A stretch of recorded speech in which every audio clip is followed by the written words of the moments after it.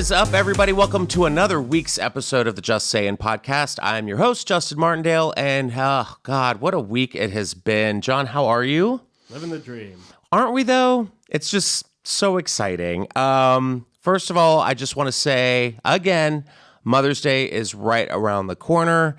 If you have that special woman in your life, a mom, an aunt, a sister-in-law, a cousin, a daughter, even a husband, a boyfriend even, or uncle or someone, Cozy Earth has something just for them, but it is Mother's Day, so put your ladies first in your lives. And I have a promo code for you guys. It has changed. It's changed. I was informed that my promo code was linked to an outside source, which I had no idea what that means, but I have a promo code, a new promo code for you guys, to get 40% off your final order using promo code CE for Cozy Earth, CE Justin 40, CE Justin 40 for 40% off your final order at CozyEarth.com. 5th year in a row on Oprah's Favorite Things. I just got my sister-in-law who had a new baby. I got her some new sheets for her bed for Mother's Day. And I also got my mom some new sheets for her bed on Mother's Day. And they've got everything. They have new colors. They've got towels. They've got socks. I mean, I have the jogger pants. I've got the hoodie. I've got the zip-up jacket. I love it all. And you will too, I promise. It's the perfect gift for Mother's Day. Pajamas? What mother doesn't like pajamas? No? Okay, great. But yes, use promo code CEJustin40 for 40% off your final order. Okay, I had a pretty rock and roll weekend. Had some shows, and then Saturday, I got to go to the Los Angeles LGBT Center Gala. Ooh. My first gala event, darlings.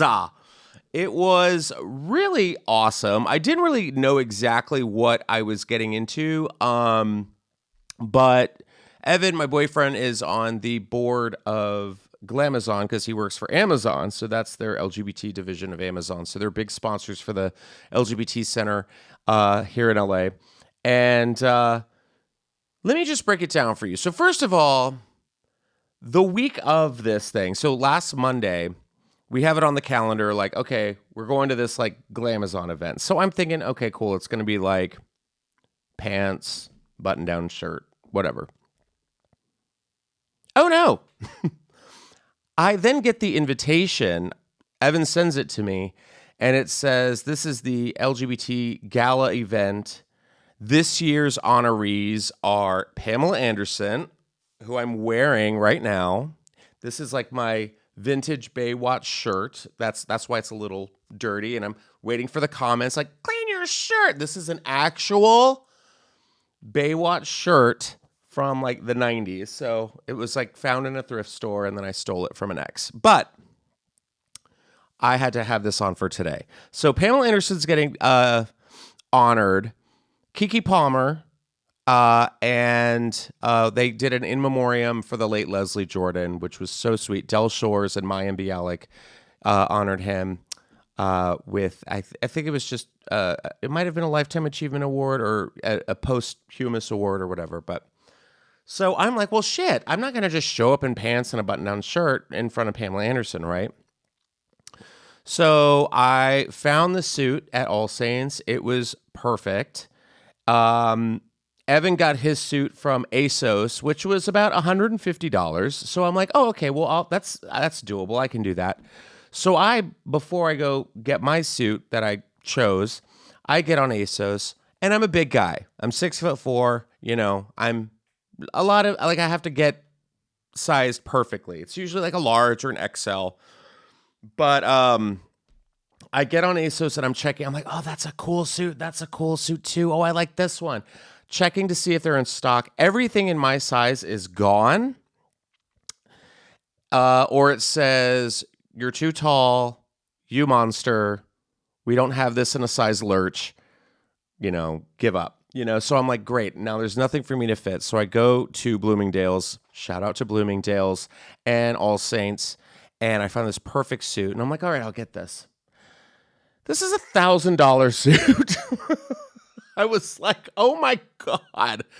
I was like, it's just really, I always do that. I'm like, oh, I like it here. Like when I went to Brooklyn not too long ago, we went into that like ritzy part of Brooklyn where the Bell House was. Do you know what I'm talking about? Yeah, Gowanus. What's it called? Gowanus. Yeah, that was it, I think. Yeah. And I'm like, oh, I could live here. This is Brooklyn. They're like, this is where like the Gilded Age was started. I'm like, oh, okay. Well, these are all $9 million homes. Perfect. But yeah, I saw this suit and I was like, I have to have it. It looked great. However, I was on like full on stain guard the entire night. I was like, do not touch anything. People were like, would you like a glass of red wine? Before they even said red wine, I just screamed, no. I was like, get it away from me. But we sat, like, I was surprised because our table, well, let me back up. When we got there, it was over in Century City. We walked in and I was like, okay, well, this is a little formal. Like, everyone was dressed up, but I didn't see anybody I knew, which I thought was kind of weird because I was like, well, where's my tribe? Where are my people? And all these people, I had no idea. And I even looked at everyone and was like, I know nobody here. And it's weird. So I know that my friends are there. Emerson, who was on the podcast not too long ago. And I'm like, where are you? And he's like, I'm in the VIP section. And I'm like, I'm on my way. And I just zipped through. Like there was a woman with a clipboard and I just was like, didn't see you. And I just walked in. And there was everybody. I was like, here we go. Trixie Mattel was there. Adam Lambert was hanging out backstage. Orville Peck, who I absolutely am such a huge fan of. Do you know Orville Peck? No, but I think it's fascinating that you walk into a place and you're like, I don't recognize, like, because I'm a homebody, so I am like, no, I'm not going because I know I'm not going to know anybody. You go and you're like expecting to see your friends, and you're like, wait, I don't know anybody here. What's going on? Yeah, I was like, this is sex trafficking. What's happening? So I just see like all these people. Monet Exchange was there. Angeria, Paris Van Michaels, Willem. I mean, so many familiar faces and friends. And I was like, oh, thank God. Okay, we're here. Well, because we were dropped off like in the like back end of the venue, and then there was an actual drop off with like the carpet and everything. And I was like, story of my life. So we walk on. I'm like, okay, well, we got to get a carpet picture. And we go up to the girl with the clipboard, who has everybody's pictures and stuff. And I know I'm not on there because I was not put in with that group because I was just Evan's date, or so I thought. And then I'm like, no, wait, this is like a whole deal. So the girl with the clipboard, I was like, hi, I'm not on this, but, I'm hosting the Dragons and Dangerous telethon on May 7th. And like all of these people here are in it and I'm hosting it, which, by the way, get your tickets now because that's coming out May 7th on moment.co, moment.co. And it is going to be epic. And you guys, the suit I'm wearing is sick. So, we've got everybody on there. I can't reveal names, but if you checked Rolling Stone, they wrote a whole article about it. So you can see the names, but we've got some surprises and whatnot. May 7th, moment.co. So back to the girl. She's looking at the clipboard and like doesn't even argue with me because I am a giant. So she's just like, oh yeah, no, it's totally fine. Come on in. So get to the picture, see Orville Peck and Trixie Mattel. We chatted for a little bit. And then we get to the actual dinner. So we go in, sit down at the table, and we were like table 64. So immediately, if I'm traveling or, I get a high number, I'm immediately thinking that I'm sitting in the toilet, like in the back somewhere. Some broom closet, that's where I am, I've just always thought that. 64 is a lot. 64 is high up, right? So if you thought, okay, if you were sitting at table 64, where would you think you were sitting? Another venue. Right. Because I was like, oh, table 1 is clearly going to be like caca, right? In the middle of the whole thing. No, table 64 was like stage left front. So I was like, oh my God, this is incredible. So the venue kicked off. T.S. Madison worked it out. She was the MC. She was so funny. They let's see who else was there. There was there was a musical guest there. And there was this amazing package by Nicole Richie where they did like a pre-tape of her actually going to the LGBT center because the whole night was to raise money for the senior living tenants. So they have this outreach where they, take care of the elder gays. And it was just so sweet and heartwarming. And Nicole Richie needs to be back on television at some point. She is so funny. Maybe we have to like try to get her on the podcast because I think she just killed it. It was just so great. Her interaction with everyone was so spectacular. Then they honored Keke Palmer, and Keke Palmer got up there. And I don't know if you guys saw the news, but this story kind of made headlines where she revealed she was like, I never identified really as a man or a woman, or I never like why does my life have to be why does my gender have to reflect my worth, all that kind of stuff. So she kind of said she's all over the place, which kind of alluded to her coming out as pansexual, but I thought that was pretty cool. And she was just lovely and stunning in her dress. And then Pamela came. And Pamela, mind you, I'm looking over at the table and she's there. And cut back to the red carpet. We actually walked up to the red carpet and Pamela was walking in the opposite direction of us. And Evan was like, "You look beautiful tonight, Pamela." And I was like, "Don't talk to her." I was like, "Do not talk to her. She is sacred. That is Pamela Anderson. Do not talk to her." But she just looks back and smiles. She looked great. We took a bet on what color she was going to wear. We said white or black. She went with black. Evan won. And I looked up when we were applauding, and Emerson is sitting right behind her. Emerson and Blake are literally right behind Pamela Anderson. And I'm like, oh, my God. So she gets up to accept her award. And she just walks right by me. And I had my thumb on the record button because I wanted this moment so bad. And my thumb somehow came off the record button and I didn't record it. And she walked right by me and I was like, "Yeah, Pamela." And she looks at me and she's like, "Thanks, I love your suit." And I'm like, "She loves my $1,000 suit." And she gets up on stage. She was wonderful. She had her speech written out. She was like, I landed in LA on Gay Pride, and these two guys were looking at me in my terrible hair dye job, and they said, "Oh, honey, that color is not of God."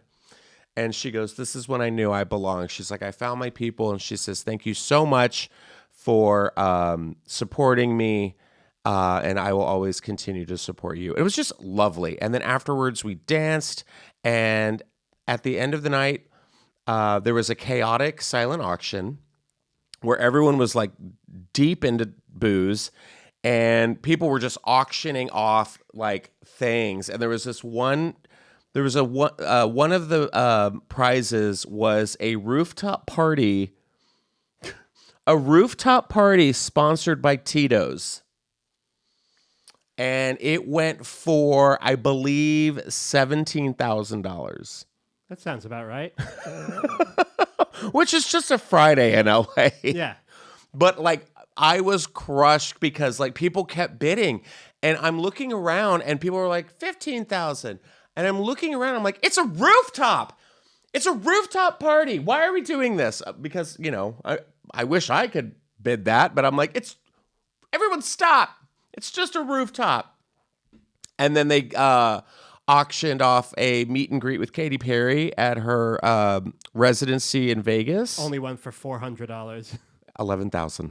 Oh no! Oh no! The rooftop beat out Katy Perry.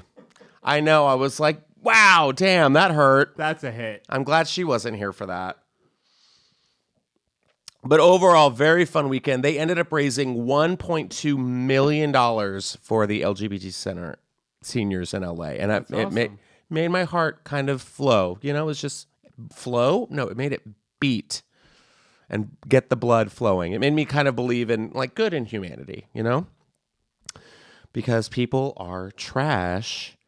Ever since I posted, here's a little tea for you. Ever since I posted that I was hosting this Drag Isn't Dangerous telethon, I've lost about 700 to 1,000 followers.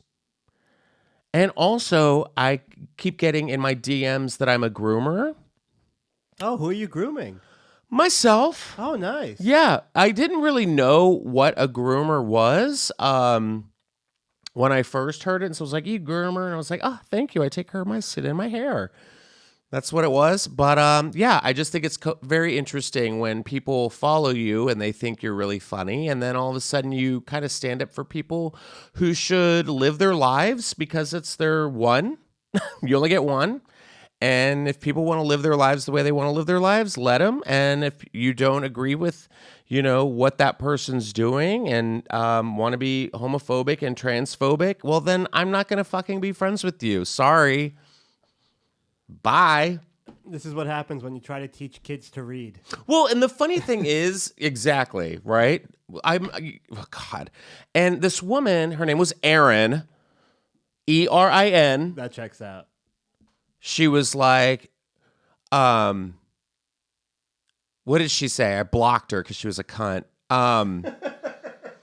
The first thing I read this morning, she was like, because the name of the telethon is Drag Isn't Dangerous. And she's like, yes, it is if there's kids. I'm like, first of all, let's just ban kids.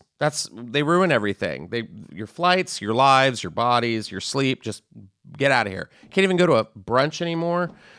And I'm like, the name of the telethon is Drag Isn't Dangerous because people are trying to criminalize drag in multiple cities. There's the most legislature ever for anti-LGBT and anti-trans people, and it's astonishing. I'm like, that's just the name of it. We're not, and this is what baffles my mind is that I don't know if people think that gay people and trans people are witches in the woods that were just like, come little children, I'll take thee away.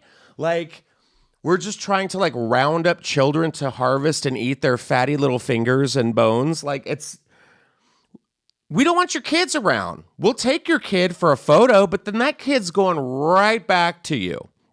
And there are people who love kids, but I mean, if you need to be a responsible parent and think to yourself, hey, do I need to take my child to a bar at noon on a Saturday in front of a whole bunch of sloppy, loose bachelorettes, while a man in a dress is dancing and collecting money? You know what? Maybe not. Maybe I don't need to take my kid to that. But there's so many bigger issues and there's so much deflection, and that's what this telethon is about. May 7th, moment.co. All right, get off my soapbox. So let's get into some news. Over the weekend was week 2 of Coachella. The air was thin. The traffic was light. What did you say, John? The air was just very happy you called it thin. We're in LA. You call anything thin, they're very happy. Well, fair.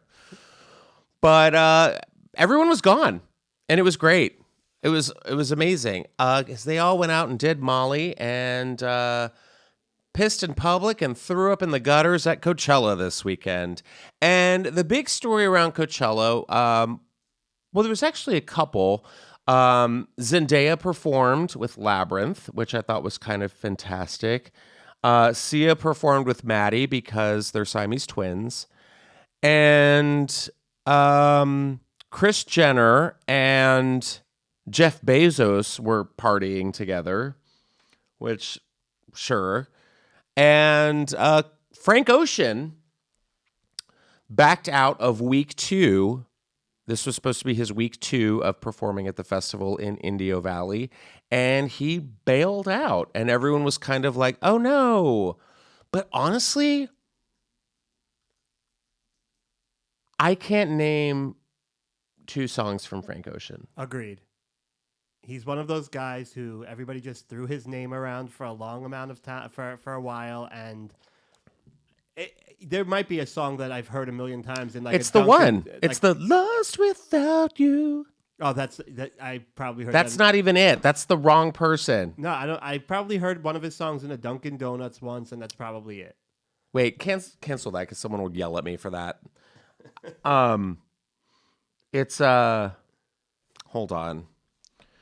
I couldn't even. It's from his Orange album. It's this one. Yes. A tornado came in. That's the only song. I've never heard this before. This one? That's it. I've never heard that song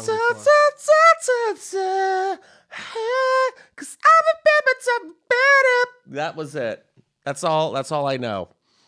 That's the only song I know. Well, he canceled week 2, and everyone was like, okay. And Blink 182 filled in for them, which I didn't get a lot of press from 182. Did you see anything from their performance? No, it must have been amazing. Must have been really incredible. There's no footage from it. But you let me know that Frank Ocean had some set malfunction, or No, he changed his mind right before his set to get rid of the ice skating rink that they Sure. had built on the stage in California. diva. I just love a headliner backing out at the last minute. And then, like, he had ice skaters there, and I guess when you take ice skaters, Well, can we let's read the article. So, Frank Ocean's Coachella performance was originally set to feature an ice rink, and while those plans were ultimately scrapped, TMZ was the first to look at what could have been. They detained photos and videos at Frank's ice rink, which was set up about 50 yards from the main stage before he pulled the plug on the elaborate performance. The images are from the ice rink rehearsals on Coachella weekend, and folks who were there say security around the rink was very tight, with Frank not wanting anything about the Frozen set to be spoiled beforehand. It looks pretty cool, and it may turn out to be one of the biggest what ifs in Coachella history, because the ice rink didn't get worked into Frank's Sunday headlining set. So he had all these skaters, ice skaters, figure skaters, professional? I would hope Or was so. this just like, the NBC like Christmas winter ice where everyone's just like, ha, ha, ha. Everyone's just on Molly, just falling and skating. I would hope it's professionals. I don't think they have insurance to cover first timers. Yeah. Well, the ice skaters had no idea about this, and they had rehearsed for Frank's performance. They found out 3 hours before he was set to take the stage Sunday that the plans were being scrapped. That sucks. And when you take ice skates off ice skaters, they just become dancers. That's true. Ice dancers. Oh, I love ice dancing. That's my favorite gymnastics, is like the lyric gymnastics where they have the ribbon. Oh, give me a ribbon. Ribbon dancing? Yes. I mean, that's pretty Gay? I mean, I guess it would classify as that, but also, like, I can't watch it. It's like golf to me. Golf is golf to me. Yeah. Can you watch golf? No, I can't watch it. I don't I get. definitely don't want to play it. The fashion is not up to par. There is nothing more boring to me than golf, and I don't get it. I'm not trying to be golfophobic, but it's just, there's nothing like what you just get in a cart and go to a hole. Sounds like a Saturday night. Young hearts run free. Oh man, there's nothing more boring to me than just watching golf. Golf and baseball. Those are the two. Baseball I can at least get into if you're there. If you're there, I can be like, okay, this is enjoyable. It's fun and whatever. But golf, God, no. You're just, I'd rather just like go lay out, just like standing in the sun watching a white man in khakis hit something. You can do that at like a Costco parking lot. But yes, Blink 182. Okay, but wait. But yes, so he canceled his performance, and then he also he hurt his leg or something, right? Supposedly, he was not healed enough to continue ice skating. Mm-hmm. Well, when you have an injured leg and ice skating, I immediately think that Tanya Harding took a crowbar to his leg. Very possible. I hope so. And then Tanya Harding was like, "I've got this, Coachella. Who's with me?" And they're like, "Why is this drunk large woman on stage?" But yes, Blink 182 did headline in his place, and then this article came up, and I thought when I first read this that this was like a late April Fool's joke. And then I watched it and I was like, knowing him and who this is, this could be real. Travis Barker, from Blink-182, drummer, has launched a collectible enema kit that he has collabed with Liquid Death Mountain Water. Oh, so we all know Liquid Death. If you watch any comedy podcasts, they always have that Liquid Death can in front of them. Clearly, I'm not sponsored by them at all, which is why I bring my own water from home. We can hit up Whitney. Liquid Death is always sponsoring podcasts and podcast people. They've got a variety of flavors. The water's actually really good. So Liquid Death, if you wouldn't mind, hi. What do you need me to do? Bap, bap, bap. I'll fucking do it right now. Let's go.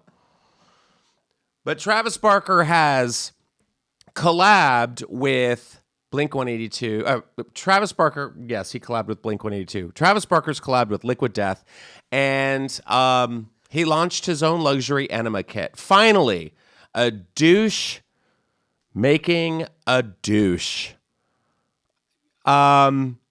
Which I think this is the first enema kit that's been endorsed. God, this is so stupid. So I just wanted to get into this. The enema kit is a limited edition and available exclusively on liquiddeath.com for how much? Don't even look. How much do you think this is? How much do you think an exclusive Liquid Death X Travis Barker enema kit is going for? What? I don't even know what a normal enema kit goes for. I'm gay and I couldn't even tell you. I mean, I'm going to guess $60 to $100.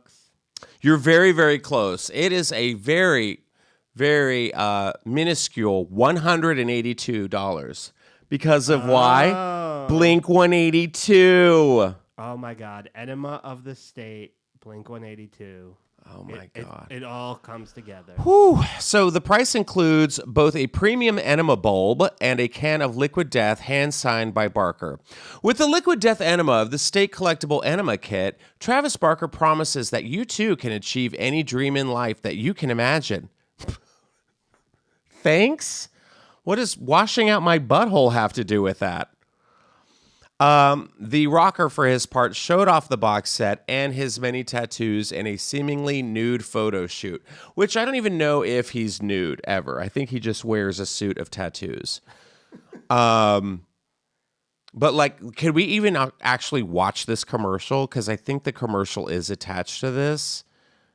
That's just the image. Yeah, there it is. Look at the box set. Oh, you literally just get a enema bulb with a can of Liquid Death. Now, I don't know if you're supposed to pour the Liquid Death. I guess it unscrews, and then you pour it in, and then you screw it back on.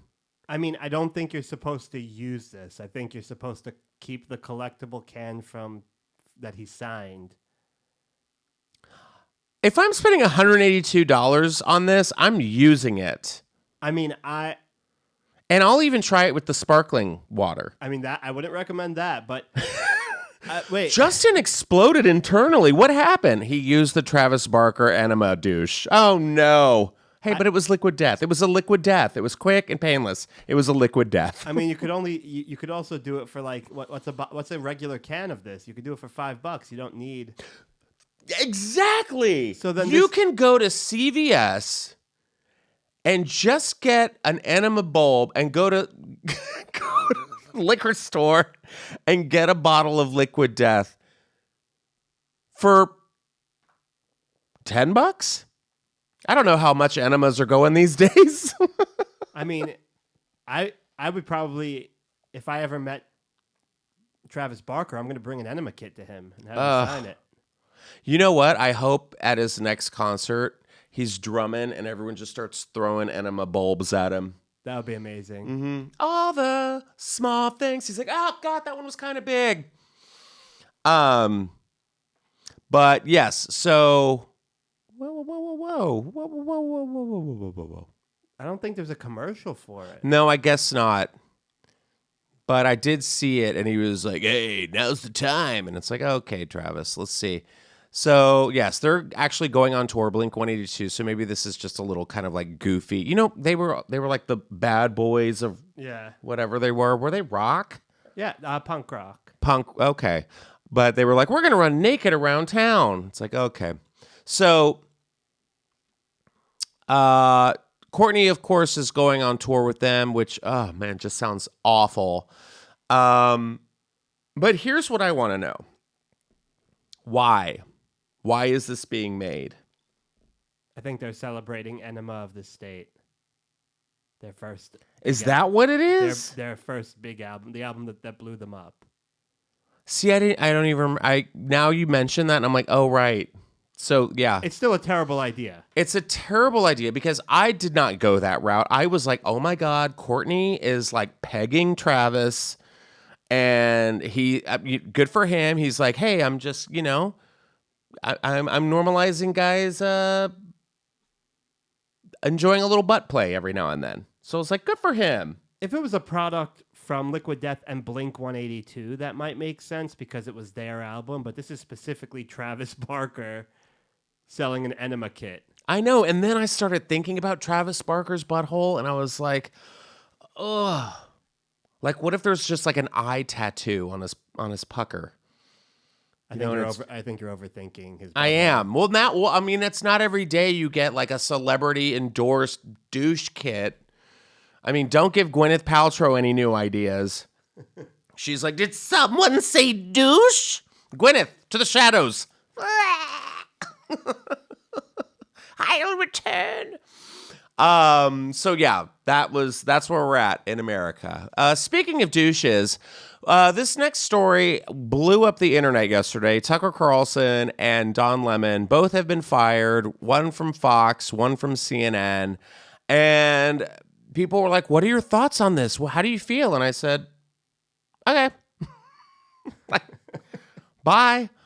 I don't really think it wasn't that much of a shock. I tried to do a little research on this before the podcast, and I did find out that Tucker has now been fired from MSNBC, CNN, and Fox News, which, one more and he gets a free dinner at Taco Bell. I mean, right. I'm like, wow, you did a hat trick, buddy. You did it. And a lot of speculation and conspiracy theories have been brought up that he didn't know about it. Like last Friday was his last show. He thought he was coming back on Monday, and Murdoch was like, no, you're out for all your like January 6th denying and bullshit and just looking like meatloaf with freezer burn. But yeah, he's gone. And a lot of the speculation is now, everyone's like, where's Tucker going? And I'm like, if you're asking that, like, get hobbies. Like, join a club or something. Don't let that be, like, on your mind all day. But I think he's going to start a podcast.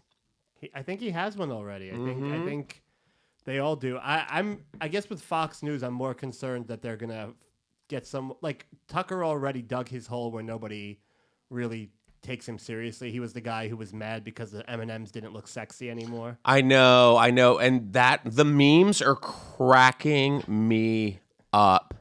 Someone did the green M&M with what's her name from Game of Thrones?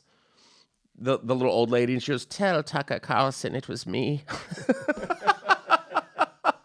Tell Cersei it was me.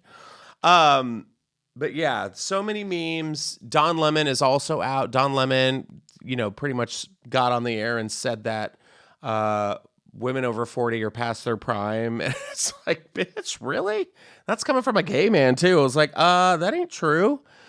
And also, I guess last week there was some clip of him going after one of his guests, and they were talking over each other, and you could tell that the producers were in his ear. And he was talking about something about the civil rights movement and saying that Don's opinion was not right or accurate. And of course, Don is like, yes, it is. And the producers were in his ear, and he's like, no, don't talk to me. Let me start over. Y'all are just yelling in my ear. I think they were just like, hey, shut the fuck up and move on. But yes. He's also been fighting with co-hosts. They moved him to that morning show. He's been yelling a lot behind the scenes. It's supposed to be the most boring genre of entertainment. It's news. If you're yelling, you're in trouble. That's what that's what I want. I hate this like news smackdown where everyone's like, it's like, are you team this? Are you team that? That's why I miss local news. I just love like a woman with chunky highlights, like talking about a new Arby's opening or something. That's what I like that. But now I can't even watch local news because they're like, here are your daily night terrors. Like everything's awful. They're just like, alligator found in the toilet, which is why I'm here, because I'm going to give you the stories that matter. But yeah, they're both out. So good luck. It was pretty funny because the stories today were like, you could tell it was like a really slow news week because they were like, Don Lemon steps out walking his dogs day after he was fired. I'm like, well, I hope he's taking his dogs out. But also, I'm going to miss drunk Don Lemon on New Year's Eve. Don Lemon would get horny and slutty and drunk. Do you ever watch that? Yeah, but then this past one, they wouldn't even let him on until like because he got so filthy until like 3 a.m. Oh yeah, he's just like grinding up on his like anchors and like he's just like looking for boys in the crowd and like New Year's. Blah, blah, blah, blah. But yeah, bye. Speaking of bye, oh no, we lost Harry Belafonte today. I think he was 96 years old, calypso singer, activist for the LGBTQ community against the horrible hate crimes in Uganda. I was introduced to Harry Belafonte as a kid watching one of my favorite movies, Beetlejuice. Hits like Day-O, the Banana Song, and Shake, Shake, Shake Sonora, which I listened to all morning while I was getting ready. So he will be missed. It's actually a really cool video. If you haven't seen this video, there's a video from I believe it was 1985, the Live Aid, the big We Are the World. Do you remember that? I have seen the video. The video of what I'm talking about, where they're all, Stevie Wonder and all them are singing Day-O. Yeah. And he's like in the back, like, oh, what the fuck's happening? And Cyndi Lauper's like, ah! Little gremlin. But like a cute gremlin. I don't mean like an actual gremlin. She's just like, I'm Cyndi Lauper. Like 1980 Cyndi Lauper was, we can call her a gremlin. But it's funny that thing that they did during the pandemic, the Imagine all the people. That's our version of it. Like that's what our grandkids are going to be talking about. I refuse. That was so embarrassing. Gal Gadot. Why? This is why we can't have a Wonder Woman 3. But he passed away. What a legacy. What an icon. And yeah, just like, if you don't know who Harry Belafonte is, get to know him. Some amazing work, charity, civil rights, movies, music. Like, he was one of the good ones. But we also lost Len Goodman from Dancing with the Stars. Now, Len Goodman I think he was like on it from the very beginning of the show. They've done 89 seasons of Dancing with the Stars. I don't even know who the stars are anymore. But he did pass away this past weekend of bone cancer at the age of 78. But it's weird because I had to talk about this because this article said that he predicted his own death last year. And he said that he wouldn't be surprised if he died similarly to how his father did unexpectedly at 79 years old. In a conversation with the Daily Mail 6 months ago, Goodman, who died Saturday at 79 years old, he said, "My dad had the right idea," Goodman told the outlet. "He loved gardening and he had a stroke while he was out in the garden." Oh, like a brain stroke. I thought it was like a British, like, he was masturbating out in the garden. He was pulling his wanker in the tomato shrub. He was 79. So if I go the way my dad did, that'll be next year. So, ooh. And he would have turned 79 today. Ooh, that's weird. Ooh, I got chills. So the Daily Mail also reported that the former ballroom dancer told his interviewer to write his obituary and write, he was a dance teacher from Dartford who got lucky, because that's just about the truth of it. So yeah, I think he'd retired from the actual competition, and it just kind of weighed in on him, and he passed away. I don't know if he had a stroke beaten off in the Cabbage Patch, but you know what? To each their own. But yes, he will be missed. He was a legend in the dance community. But that's the thing. Would you want to know when you were going to die? It would be. That's an interesting question. Isn't it? Thank you. Just saying. I think I would. You would? I would too, Well, I think. I'm like torn. They're like, right now, I'm 37. I'm still scared to ask out a girl. What? But I feel like if someone told me, "Oh, you're dying in like 4 days," I'd be like, "All right, I might as well just start asking around." Are you interested in someone now? Yeah, there's a couple of people I'm talking to that I just until I get some kind of vibe that they will say yes. I'm not good with like. You can't wait, Sean. You got to live in the Well, moment. If someone could tell me when I'm going to die, we'll take care of it. No. Yeah. What do you have to lose? Just like get My self-esteem. I mean, it's already pretty low. It's oh. fine. Yes, I would like to know when I'm going to die. Ugh. Because that reminds me, there's like a Black Mirror episode. There's always a Black Mirror episode where they have like there's like a little gadget that tells you like when you're going to go, which, I don't know. Because then I'm like in Final Destination mode. So say if I got the date of when I die, I would try to beat that. So I would just like stay home, put all the sharp things away the day before.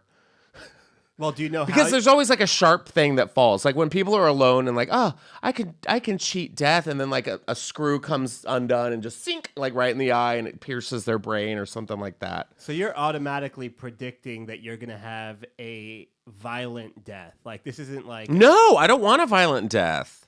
But I mean, if you're locking yourself in, that's not going to protect you from like a heart attack or a stroke or whatever. So you would have to know how you're going to die. I know, and I don't want that. I don't want a heart attack or a stroke in the garden. I mean, I want like, if it's gonna go, I want it to be like epic. Like I want it to be like War of the Worlds when the aliens start like vaporizing everybody, like that. That's cool for me. Like it's just real quick, just and you just turn into dust. That's fine.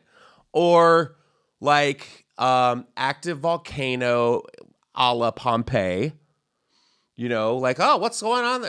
What's happening on the mountain? Oh, it's a Tuesday. Oh, I don't think that might be quick, or it might hurt a lot. I don't think so.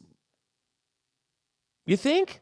I imagine hot ash turning you into stone. Yeah, it's not going to be great. Yeah, you're probably right. Well, a boy can dream. I mean, we're in LA, so there are a lot of quick options here. Or like, what's another way? Sharks. No. That's my biggest fear. Sharks evolving. Being eaten? No, thank you. Sharks or maybe just like, you know what else is scary? Drowning. Drowning, fire, no thanks. But like tornado. Because drowning scares me, because it's like say if you're in your car, that always scares me too. You ever have that dream where you're like in the car and you drive off a cliff? Yeah. Yeah. And then you're like in the water, you're like in the ocean and the car's filling up. No, and I always wake up before we hit. And then you're like underwater in that moment. We're just like, well, and you just, if I'm told I'm gonna die by natural disaster, I would tornado. Yes, I would love it. A tornado? It would be the coolest. Yeah, you're just like, until like a car or a cow swings right into you. Like I wouldn't die from hitting the ground. I would die from whatever's flying in there with me. Yeah.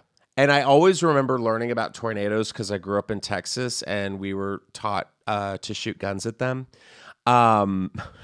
That's not true. But we can't teach those kids to read. I know. That's a shame. We can't teach them to read. And if we did, we got to take those books out of school because they're learning quick. How in a tornado, it's so fast and violent that pieces of grass can like go through like a fence or like steel or something. No, that makes sense. Yeah, because it's going so fast that it could just So I learned up in the air. I learned the lesson. We went to Six Flags one day, and it started to rain a little bit. It was a drizzle, but it started to drizzle while we were on the roller coaster. And it hurt? Oh yeah. Yeah. Oh yeah. You're just like, ah. I was in pain that was the longest 60 seconds of my life, easily. Yeah. But I mean, that's a Final Destination moment. I just don't want to. I don't want to do that. I want to be like walking outside. You want it to be enjoyable. Yeah. I don't want to be killed. I don't want to walk outside and everyone's like looking up at the sky, and then I look up and there's like a boulder like coming out of nowhere. Just. Yeah. I also don't want it to be embarrassing or like. I don't want it to be embarrassing. I don't want it to cause a scene. I don't want to be hit by a car. I don't want to shit my pants. That's so humiliating. Oh my God. If I die and I shit my pants and everyone's like, like I feel like if and when, if people are like, oh yeah, he passed away, I want the first question to be like, did he shit himself? Yeah. Just so I know. So my ghost knows that like, maybe I did, maybe I didn't, but I'd prefer not to, because people say that's what happens when you die. Yeah. And no one's really answered that question. Do you shit yourself? And because they're like, yeah, everything just like loosens up and everything falls out. I'm like, yeah, your muscles aren't tight anymore. Your muscles are the only reason that's the only reason we aren't shitting ourselves all day and night. oh God, so embarrassing. Well, rest in peace. Len, you were a perfect 10. And you will be missed. And hopefully you didn't shit yourself in the garden. But here's something a little more embarrassing. This couple, I'm kind of fascinated with them. I read this story over the weekend. And it's a couple, and they are nudists. And they travel the world naked. I don't know how they do this, but people are pissed off at them because why? They're people. An English couple say they love to travel to Far-Flung Corners. Far-Flung Corners is also a band that performed at Coachella, replacing Frank Ocean. They travel to far-flung corners of the globe where they can strip down and embrace their nude bodies. Fiona and Michael Discombe, which sounds like nudists, have spent close to $19,000 traveling to places where they can be unclothed from the crack, no pun intended, of dawn until the moon comes up, and they're eager to find more. They're in their 50s, and they went nude on their honeymoon 20 years ago, and they preferred to stay naked ever since. At the time the clothed couple was vacationing in Greece, put a pin in that, put a pin in it, John, Greece, okay? They went to a Greek secluded cove, except for one couple, and then I noticed they were naked, Fiona told Need to Know. Both of our eyes widened, and I wasn't sure how I felt about it at first, but it was such a gorgeous spot. The couple realized that they felt uncomfortable being the only ones dressed. So they stripped down before running into the ocean, feeling free. For the first time in my life, I felt so liberated, and I was finally able to accept my body shape and not worry about what people thought of me, Fiona shared. It was so freeing feeling the elements on bare skin, and it made me want to be nude all the time. We hope to visit as many naturist destinations as possible, including Thailand and Greenland, and plan to retire abroad. So here they are. We got sombreros. Oh, God, that's a lot of meat. That is a big sensor pixel. Yeah, he's got a big one. That's funny. I can understand the confidence you have when it's that big that you just want to be naked all the time. But you know what? You're 50 with a big old hog. Go for it. Do it. You're retired. I mean, you have to have. I wonder what his personality is like. I'm sure he's a great guy. Because I just feel like, This reminds me of my sister-in-law's dad. oh boy. So I met him over Christmas break, and he's just a lovely guy. Him and his wife, who's wonderful as well. They travel to Paris. They drink French wine. They've got taste. And he likes being naked, and he's comfortable with it. And he's like, and my sister-in-law's like, oh yeah, we had like naked Fridays when we were kids. And I'm like, work. I could never do that. That's the last thing I want, is to see my parents naked. But yeah, and she had a nice set of boobs too. And go for it. I say go, yeah, but he's got, that's called, you know what that is? BDE. When you got BDE and you can be nude, it's one thing to say, yeah, I've got big dick energy. And it's another thing to actually act upon it, where you're like, and what? And if you're at a nude beach, go for it. Now, I said put a pin in Greece because I went to Greece. I went to that nude beach in Greece. I was there, not with them, but I know exactly what beach they were at. I went, and I am a shy slut. I don't even know what that means. So I went. The more you know. So yes, I am such a prude when it comes to anything sexual. Not like, I mean, hold on. Like if someone told me to like get naked or,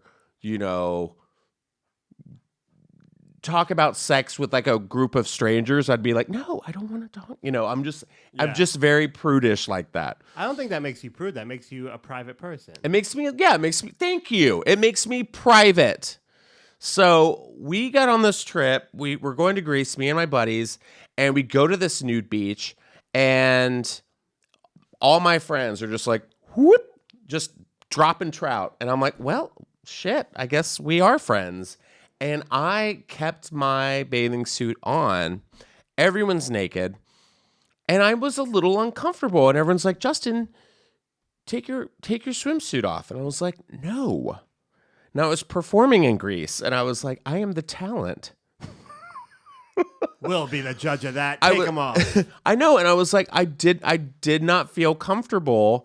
Plus, I'm looking at my friends' dicks. And I'm just kind of like, this is weird. Like, not that it was like, like they were gross or whatever, but I was kind of like, do I want to know you this way?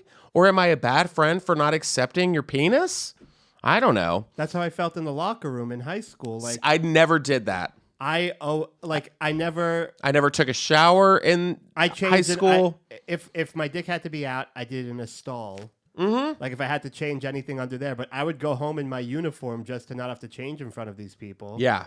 It's just not my thing. Yeah, it wasn't my thing. And I remember being in high school, and we had this fucking weird, creepy gym teacher.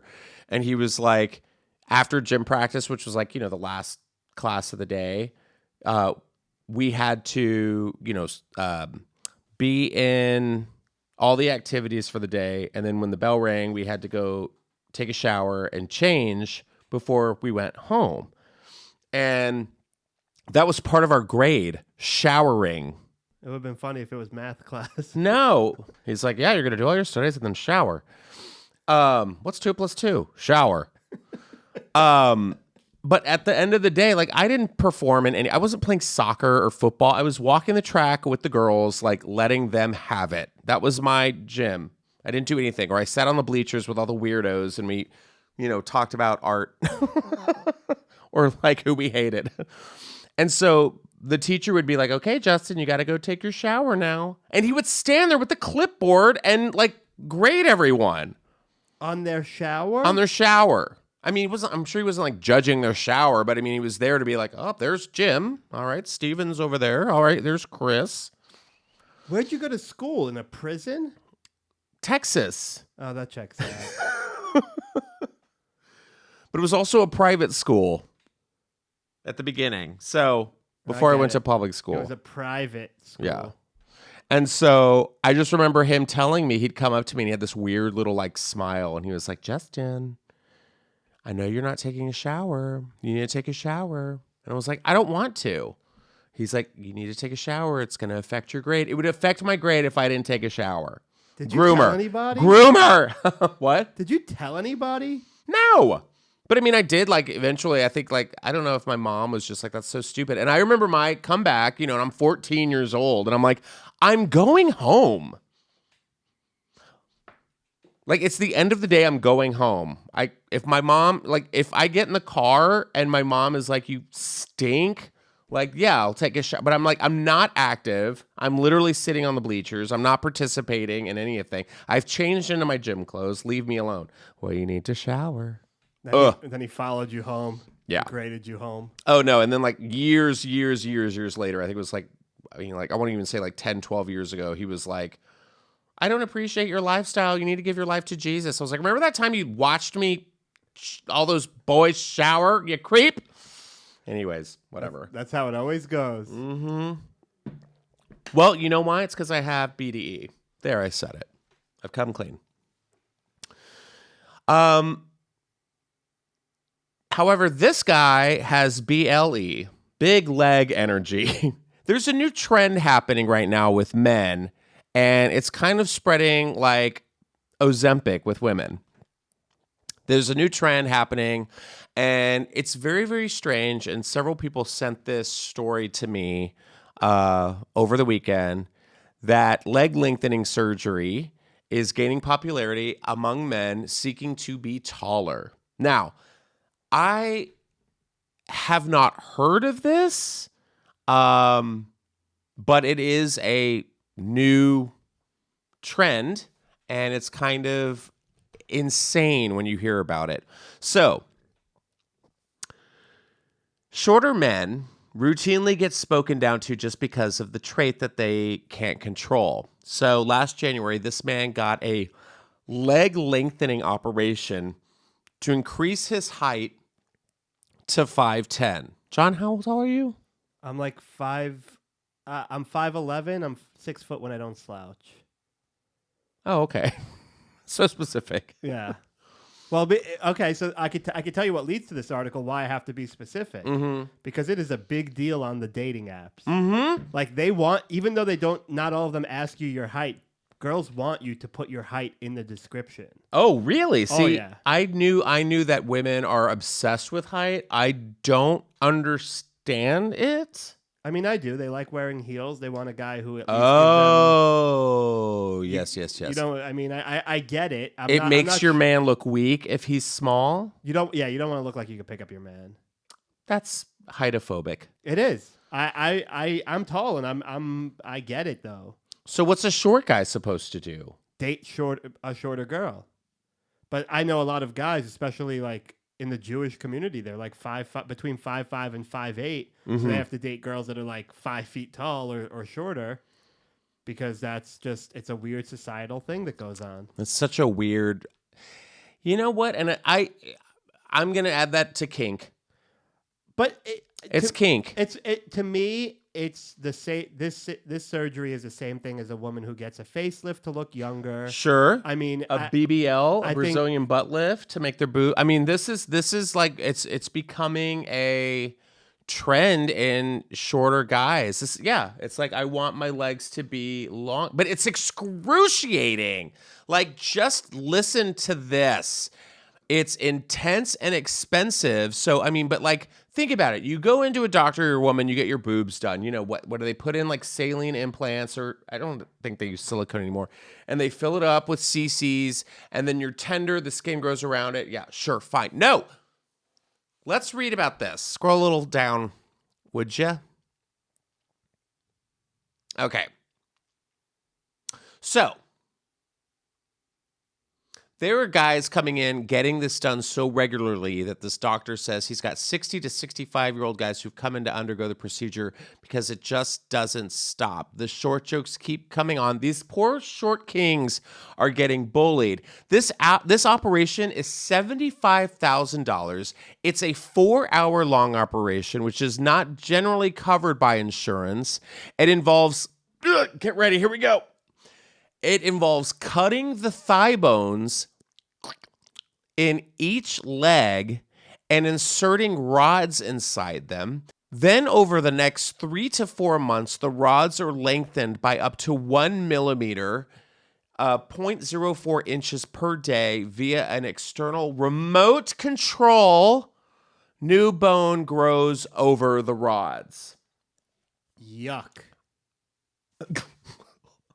I want to throw up.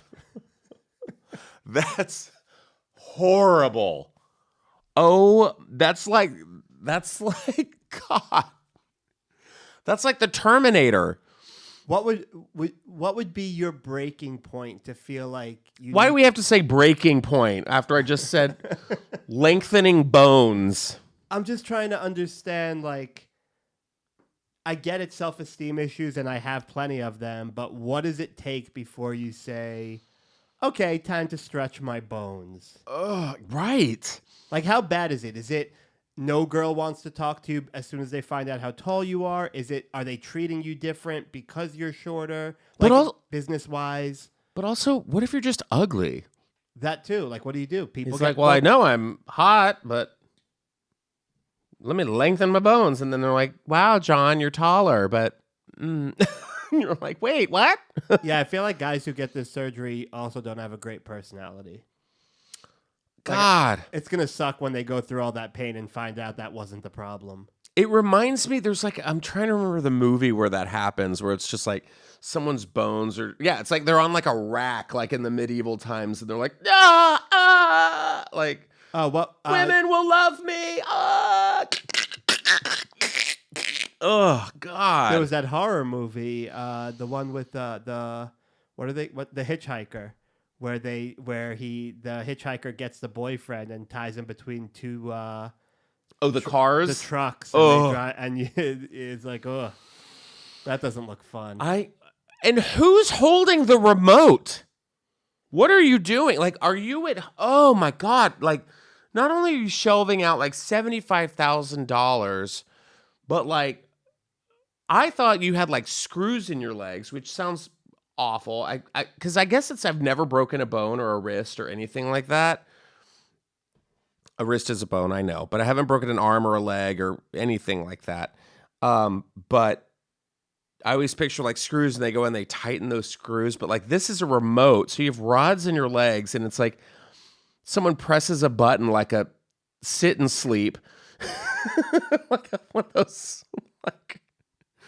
those like sleep number beds where it's like, and it's just your legs like, and you're like, no, where you just like bite down on like a piece of leather, and you're just like, so if you like piss off your girlfriend or your wife or whatever, they're like, oh, we're gonna go an extra 3 inches today. Oh God, that sounds I wouldn't be able to do it to myself. Awful. And how do you respond? Like, do you just go on vacation like for 4 months? I think that's what you do. And then what happens when you see that person after 4 months and they're like 6'8", and you're like, what? You were like 5'3" like 4 months ago. And they're just hobbling around. They're like, hey guys, it's me, Tim. And they're like, God, what happened? And he's like tall now and doesn't know how to wear large clothes. So he's like, well, I'm tall now. I guess I have to shop at Big and Tall or Burlington Coat Factory because nothing fits me. He's very top heavy. Like, it's like when someone's on stilts, they just don't know how to control their new legs. Yeah. Yeah. Or they're like just walking like that vaccinated woman in Kentucky. And it's like, oh, that one, she's driving the car. She's like, oh God, she's got it. So guys, just be careful. And you know what?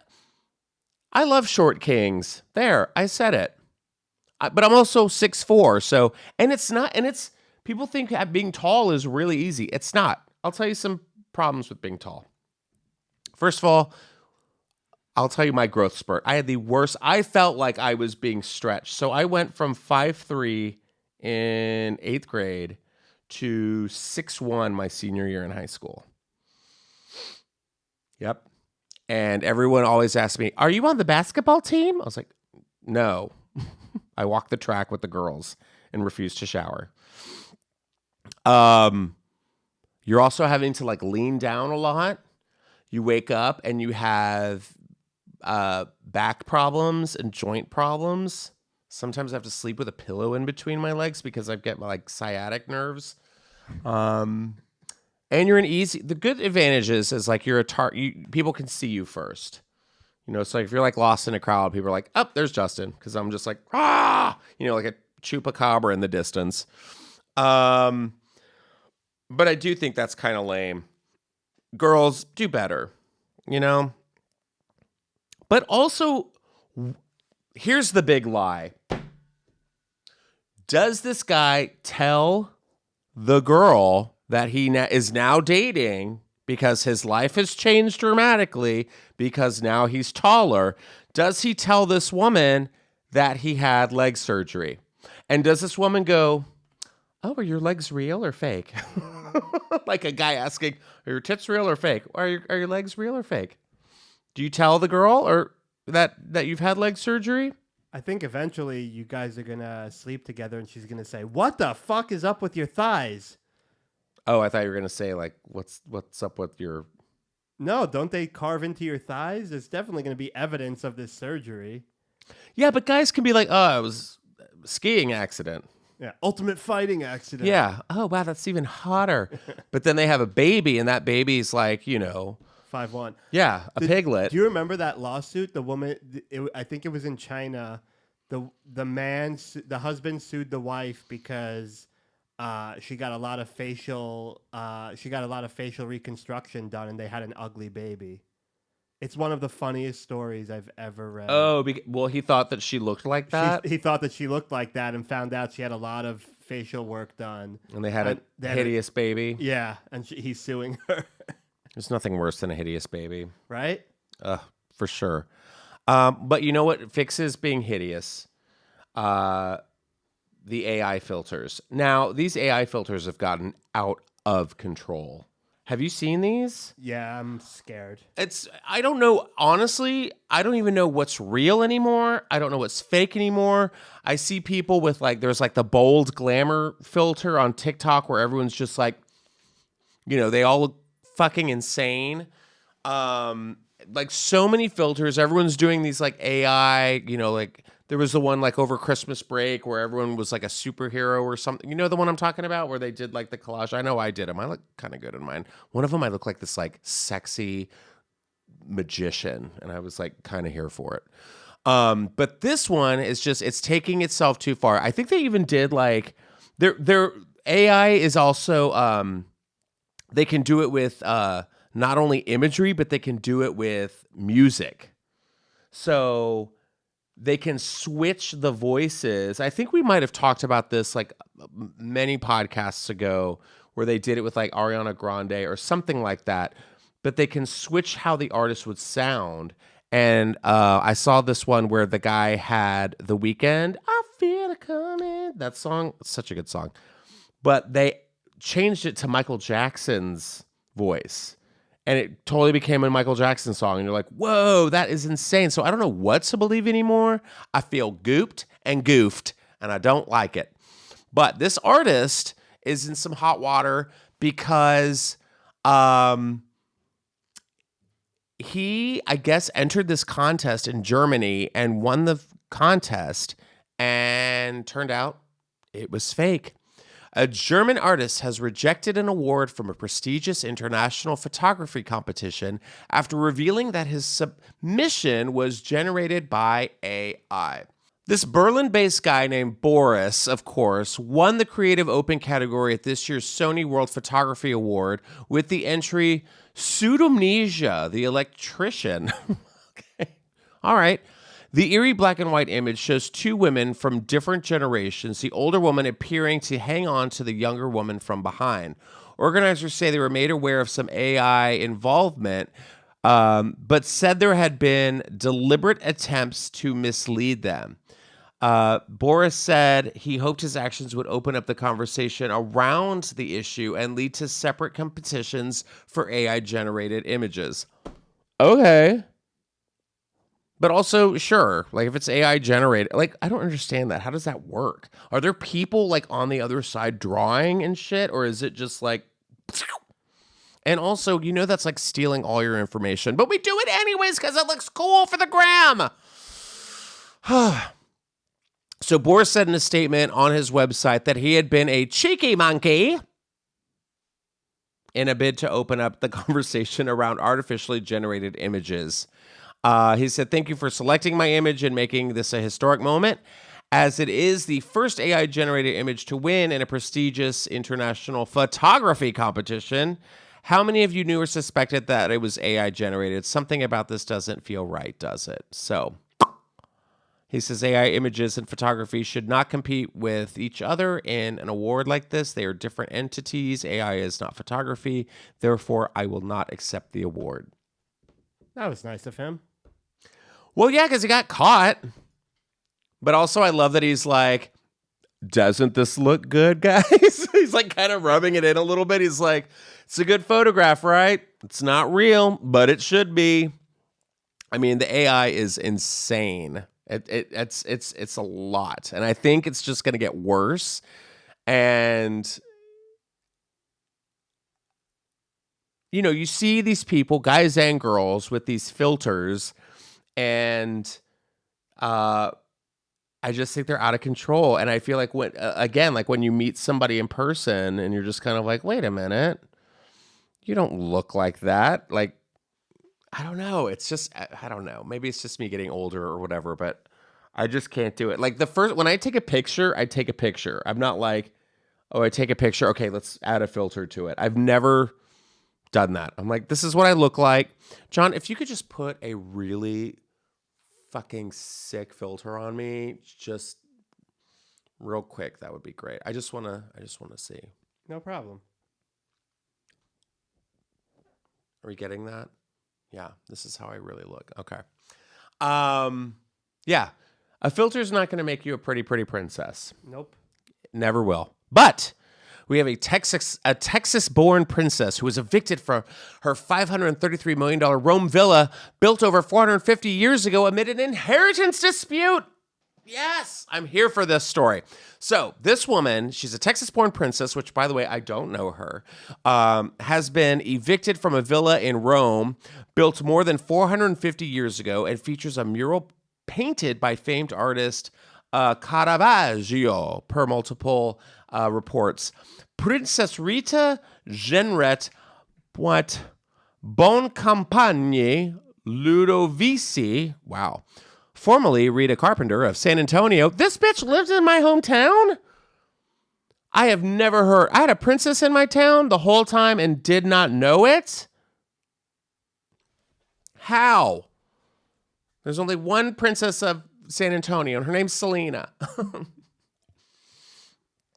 Wow. So she left the Casino dell'Aurora in the Italian city on Thursday after police appeared at the residence to enforce a court-mandated eviction from the $533 million residence, according to the Associated Press.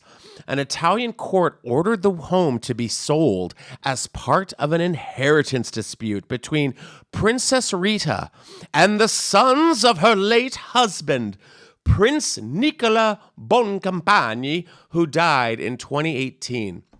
Princess Rita claimed in a video that the eviction was a travesty. Ay, Dios mío. In addition to being illegal and unnecessary. Someone said if it's because I'm a woman and I'm American, I don't know, she said, per the report later. Adding, the move was all about money, obviously. Princess Rita and Prince Niccolo wed in 2009, according to the AP. The couple lived together at the Casino dell'Aurora,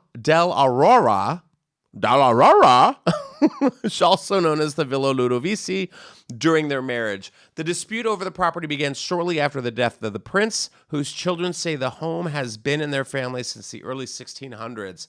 In January, a Roman judge, Miriam Giapelli, ordered Princess Rita be evicted from the residence, which a court appraised at $533 million and accused her of violating a previous order that forbade guided tours of the property. Well, bitch, don't do that. Local authorities attempted to auction off the villa on 4 separate occasions between January of 22 and October of 22, but no bids were admitted. So this woman was kicked to the curb. How do we feel?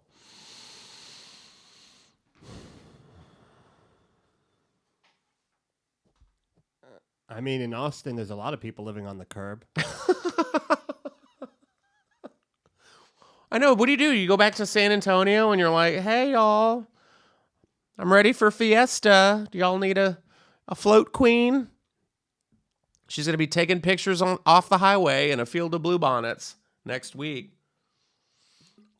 That is crazy, though. So she's clearly like dad's second or third wife, right? And they're like, all right, dad's dead. Bitch, you're out of here. Kick her. Bye.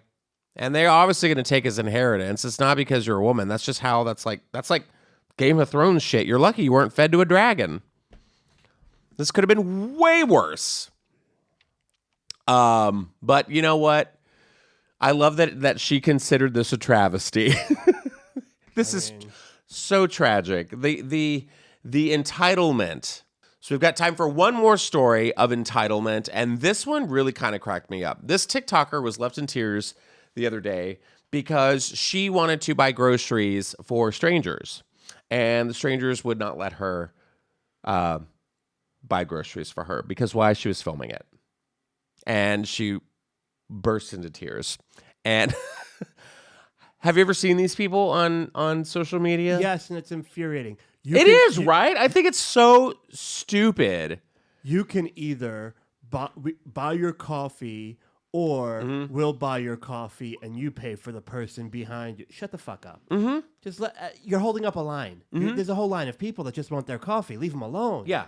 Or like someone's like paying, okay, here's the thing. I like the ones where people are being nice, where it's just like, you'll see somebody like there's actually a group of people. It's I can't remember what the name of it is, but that's what they do. They collect a whole bunch of money, and the woman who's in charge of it, she says, "Hey, let's nominate somebody who is doing either a good job to the community, customer service, or just manners, or a friendly person."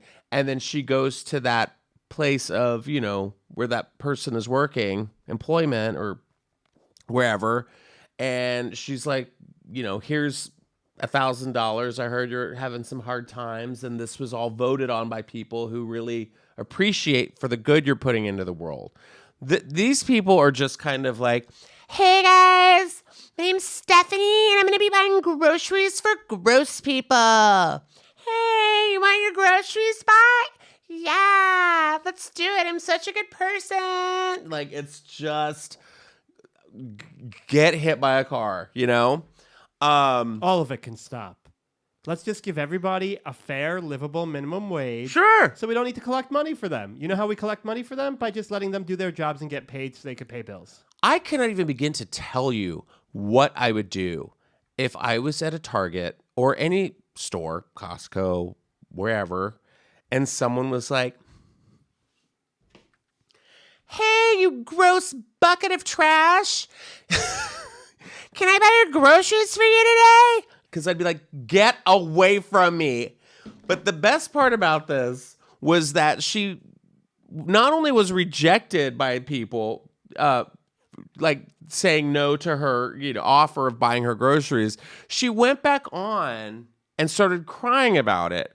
So a little bit of the article, Amelia Goldsmith went to Salisbury store in London, intending to pay for a shopper's cart on Wednesday to cheer someone up during the midweek slump. You know what? It's just the middle of the week, and I know people aren't really going through it, but I really need the followers and engagement because I'm so boring and dead inside in real life.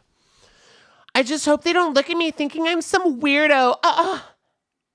Don't look at me like I'm a weirdo, you guys. I'm just buying groceries for strangers. God. So she said in the video that's been viewed nearly 800,000 times.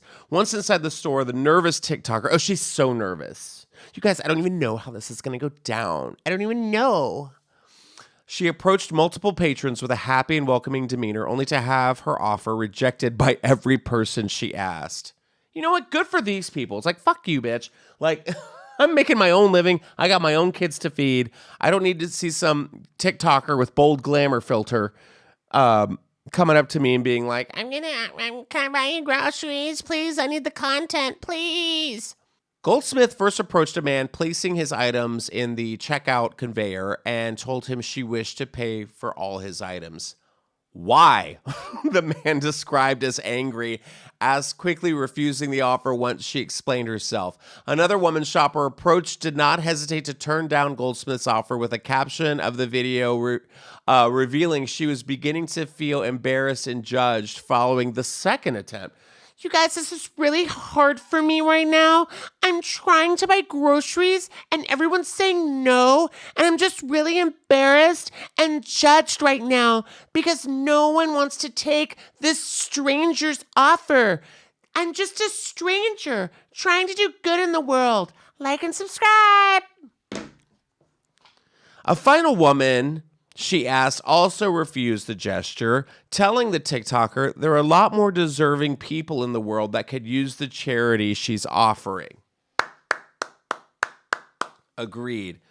I was expecting the first person to be like overjoyed and grateful and happy for me to pay for their shopping, but obviously that didn't go down well, she said in the video about a stressful encounter. Not wanting to leave without at least one act of kindness, Goldsmith bought some pasta and jarred sauce from the store and put them in the shop's food bank, with a stranger saying, "God bless you," as she placed the items in the bin. I mean, this is all for content. So if I get if I get approached, hey, can I buy groceries for you? I'm just going to be like, hey, lady, listen, you just want content? Yeah. Go stand in the apple aisle. I'm going to throw apples at you and we'll film it. Absolutely. I think, and I props to the person who was like, there's so many more people who deserve this. Like, but also there was another guy, I read this earlier. There was a guy who's getting in trouble. He had to issue a statement about it because he was like, he made a video where he was like, I'm gonna help local homeless people, and I don't even know if it was in LA or whatever. He's like, I'm gonna help feed the homeless, and he's going up to these people, these homeless people, and he's offering them a sandwich and then eating it himself. Good guy. You're awful. I mean, that's what. But what do you expect from people? It's all ego. Mental illness. Yeah, it's all ego-driven garbage people. It's just like, and then I love that she has to make a video, and she's like, you guys. All I was doing was trying to be a nice person and no one wanted me to be nice. It's like, oh, get out of here. And also, if you want to do something nice, just do it. You don't need to get likes and comments and, that's what drives me insane. What she should have done is just donate that money or go buy groceries and give it all to the food bank. That's all you did? You're willing to buy a stranger's whole cart of groceries. And after multiple people turned you down and said, no, I'm okay, you bought pasta for 99 cents and a jar of sauce, 2 items, and put them in a food bank. You could tell she's never cooked before. She doesn't know what to do with any of that. No clue whatsoever. Never been to a farmer's market. But, I mean, that just goes to show you. And why didn't she film that? Hey, guys, today I'm donating to my local food bank. Like, that would have been way better. This element of surprise, and it's just it's gotten so gross to where people are like, look what a great person I am. You guys should follow me. Hashtag great person. Hashtag grocery Robin Hood. Like, get out of here. All right, guys. Well, thank you again for listening to this week's episode of Just Saying. I hope you guys do some good in the world. You don't have to film it. Just do good. Love one another and be nice. It's not hard. A little goes a long way. And again, for Mother's Day, get that promo code ECJustin40 for CozyEarth.com for 40% off your final order. We will be back next week. And I can't really tell you a lot about it. I'm going to go see Caroline Palachuk this weekend. If you don't know who she is, make sure to listen to her. She's kind of amazing. If you love wailing mermaids and a misty fog, she's your girl. It's like Florence and the Machine meets Tori Amos. It's amazing. So I'll be talking about that next week, and I have a very special guest, and I can't really talk about it too much, but let me just tell you, it's gonna be May. We'll see you next time.